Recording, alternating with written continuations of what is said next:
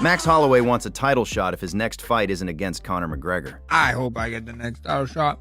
If it's not Conor, give your boy a title shot. Oh man, Justin got history. I should have got to eat him alive. We know we're going to be a striking war, so... Jon Jones came face-to-face with Cain Velasquez last night at IBA Bare Knuckle in Miami.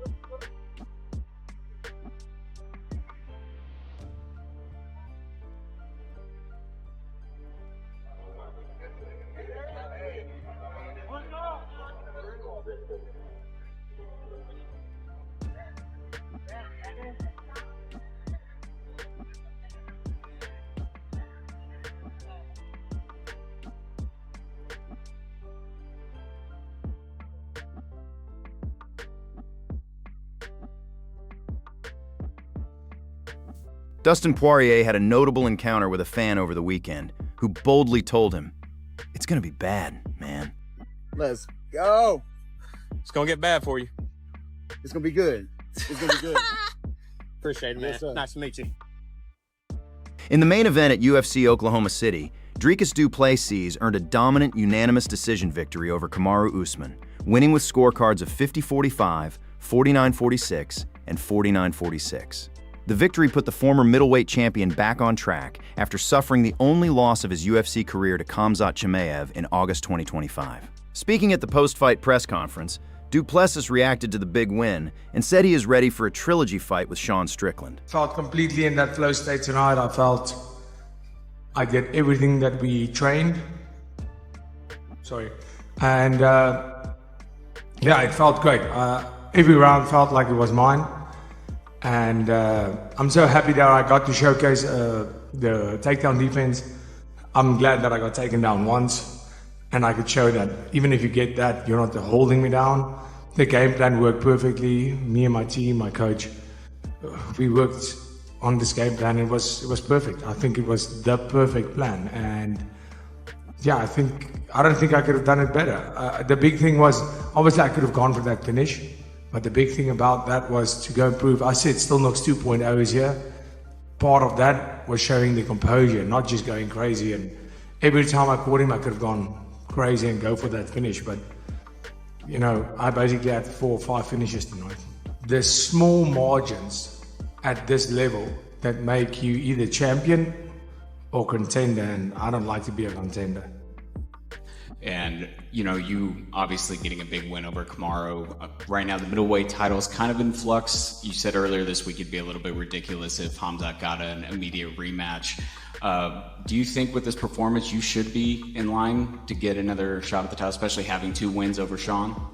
Kamaru Usman said he has no excuses for his loss to DDP despite suffering a thumb punch in the eye early in the fight. Get going. I took kind of like a thumb punch in the eye early on, and that kind of blurred the vision a bit, but you know, no excuses. It is what it is. It's pretty comfortable. Like I said, he's a big boy, and you know, when you start seeing 2 of the big boys, and he's got kind of, like I said, it's a weird rangy shots, so it's kind of a little delayed to get out of the way of those shots, you know, seeing them, but you know, no excuses. It's tough to be on this side. I'm not used to being on this side. So, yeah, kind of sucks. Do you feel better at 185, or are you happy to go back down to 170? Like I said, it doesn't matter. I can make both. It's not a, yeah, 170 is a cut, but it's, at the end of the day, I'm not the biggest welterweight. So, you know, it is what it is. You deal with it. If there's opportunities there, I'm going to go there. If the opportunities up here, I'm going to stay here. So, there's really no, it doesn't matter. You know, it sucks that I wasn't victorious tonight because we're having a complete conversation, different conversation, had I went out and been able to execute the way that I wanted. So I guess this is my time of not being. Dana White also appeared at the post-fight press conference, where he addressed several key topics. Speaking with reporters, he reacted to Kamaru Usman loss and shared his thoughts on the former champion's future in the UFC. What do you think's next for Kamaru Usman? Yeah, I don't know. Obviously a great fight, you know, fighting a much bigger guy, and he's got a great chin. He's still got it. It's not like it's like, oh, Usman's done and he should retire. He had a great fight tonight. So, yeah, I don't know. He's got to go home, rest, heal up, and figure out what's next. Just to piggyback off that, Cannonier, I'm kind of in that same situation, but he's very, you know, reliable to put against up-and-coming talent. How do you feel about, you know, his? Yeah, I mean, listen, when they come in here, you guys got to ask them what they're thinking about next. You know, both guys performed and looked good, and not like, you know, we've seen the holy those guys should retire fights. Those weren't it. Sorry, go ahead. What do you got? I'll go back to the victor here, DDP. Do you think he's earned the title shot compared to Imavov? Who do you think will be next against Strickland? I don't think about that tonight. You know, he just fought a great fight, looked good, and you know, we'll go back to the lab on Tuesday and start kicking it around. All the times that he's fought at 185, but he's had decent showings, and obviously taking on Dricus, very tough opponent. Given the fact that he still looks like he can still perform at a pretty high level, would you prefer him to fight again at 185, or would you like to see him maybe drop back down to 170 where he looked? He's accomplished so much, and he's fighting, you know, literally the one or two best guy in the world, who is way bigger than he is, and you know, I think Kamaru's done enough in his career. It's up to him, you know. Again, these are questions you ask these guys when they come in here tonight about how they're feeling, how he feels at that weight, and what he thinks he wants to do, and, you know, it's questions for him. You know, it's not like he's some young guy that hasn't done anything. This guy's done it. White also provided an update on Conor McGregor's injury, saying that his knee is up and that surgery will be necessary. Any update on Conor McGregor? He's having knee surgery. That's it. I mean, the Conor McGregor discussion isn't even worth talking about. He's got to have knee surgery. He's going to have to go through physical therapy. It's all going to take time. And then when the doctor says you can start hardcore training again, then we start talking about Conor McGregor again. And everything like that, but I don't think it's actually been documented or anybody said what the exact injury was to his knee. Do you have any insight on? I don't know. Do you know? ACL. His knee's fucked up. Yeah. Sean Strickland is at it again. Sean approaches a group of strangers on the street and jokingly launched into an explanation of why he believes he has an N-word pass. Hey, wait. I found a wigger, guys. I found a wigger. Let's go talk to this guy. Does this guy get the pass, bro? Hey, you're straight up black on the inside, right? I guess you got some black in you? I don't say it. I don't. No, you gonna rap something and say it? I don't say it. I was trying to tell my boy. Like, I'm white, dog. But I'm dog. Like, I'm white. But I'm not. I'll tell you why, bro. You missed this man's face. You missed this man's face. So let's be honest, bro. There is a difference between a black man and I'm not black, yes. bro. I'm a nigga, dog. You keep conflating the two, though. But I'll tell you what, dude. Like, let me ask you something, bro. Is there a difference? Are you a rapper? You got anything? You just got that dope girl? You don't rap or anything like that, dog? No. But there's a difference, right? There's a difference. Yep. Now let me ask you, what are the qualities if you're like, oh, he's? I honestly don't know. You don't know, dog. I don't either. You don't know. I really don't know. No. I promise. Let me tell you, dog. Okay. I'm violent. I never had no job. Almost fought a homeless man like that fucking could be a 5 minutes redneck, ago. though. Be a It redneck. ain't a color, bro. It's a state of mind, dog. And I got it in my soul, and so does this man. I know you can't say it, dude, because can you fight at least? I think so, bro.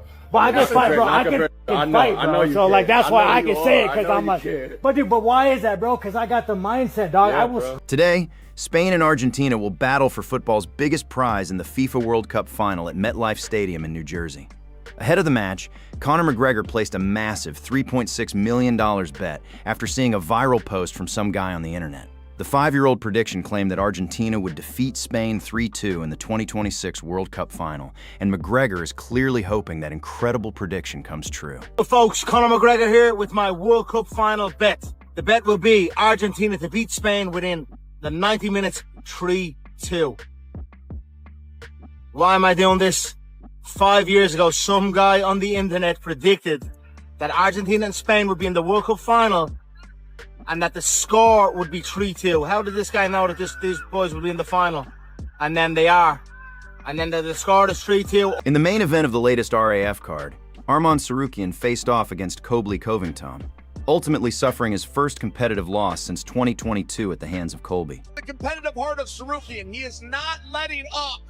Now, Colby just needs to push the knees. Good, solid defense here. Push the knees, keep it flat. Nice. Puts that head right underneath his hips, smashes it down. His hips are heavy. Nicely done by Colby. Oh, great defense. Keep your elbows in there, Colby. Great defense. Colby Chaos Covington, your RAF crossover cruiser. In the co-main event, Bilal Muhammad outperformed Ben Askren to earn the victory in what was Askren's farewell match.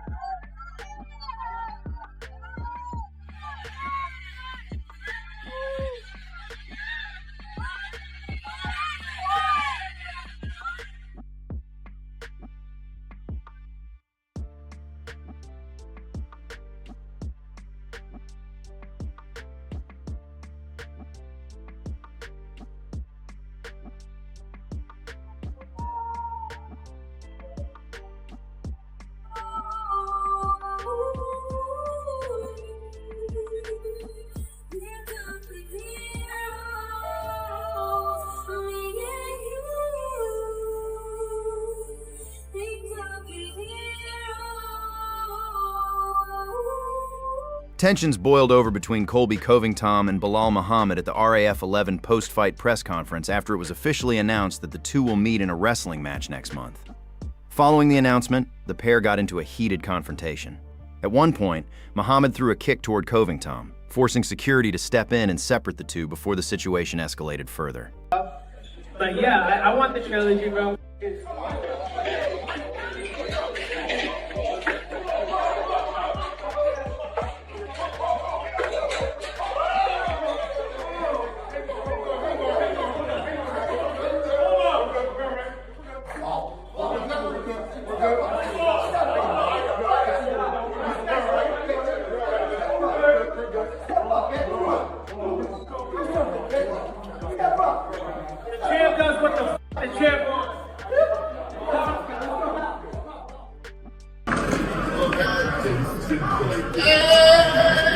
Paddy Pimblett calls Ilia Topuria a quitter and says if he wasn't a quitter, he would have stopped his cornerman from ending the fight with Justin Gaethje. Somebody said we finished the fight, and then somebody else came over. He quit.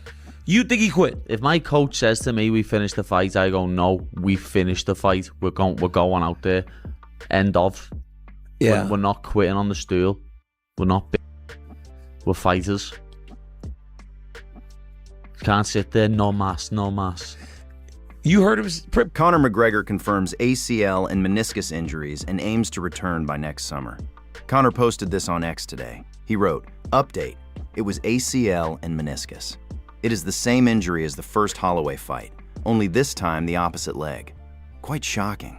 I returned to competition within 9 months to fight Diego Brandao back then. With today's regenerative medicine advancements and improved training methods, it is well within my realm to return by next summer. I am walking without a crutch. I've done leg extension machine work the other day to no issue, so I can walk without aid and activate my quad under resistance. All very positive. I am maximum discipline and have maintained it fully since the bout. I wonder, was I saved from something worse here? I believe so. I would have attended the after party as the man, and who knows then? I believe I was saved. Thank you, God. On we go. No sad stories. Thank you for the support and well wishes, everyone. Your health is your wealth. Daniel Cormier wants to see Dricus du Plessis fight Sean Strickland for a third time. When it comes to Sean Strickland and DDP fighting for a third time, I honestly believe that while me as a purist, as a person that loves watching the two best in the division fight for the championship, the two guys that seem to be the people that should be fighting for the belt, the two guys that have a history, I believe that DDP being 2-0 over the champ might actually be a bad thing. Why? Because I believe that 2-0 with the last fight being so dominant, people almost don't want to go and watch another fight, because the reality is this: no matter what Strickland had done, if DDP was still the champion, I don't know that people would have ever wanted to see him fight for the belt again. So do we want to see them fight for a third time? I do, because I'm a purist. What does the general fan think? When they have seen this act twice, and it got worse the second time, by DDP. They can find guilt, but I don't know. Big guy. Imavov has earned, though. He has earned the opportunity. Let's see if he gets that opportunity to fight for.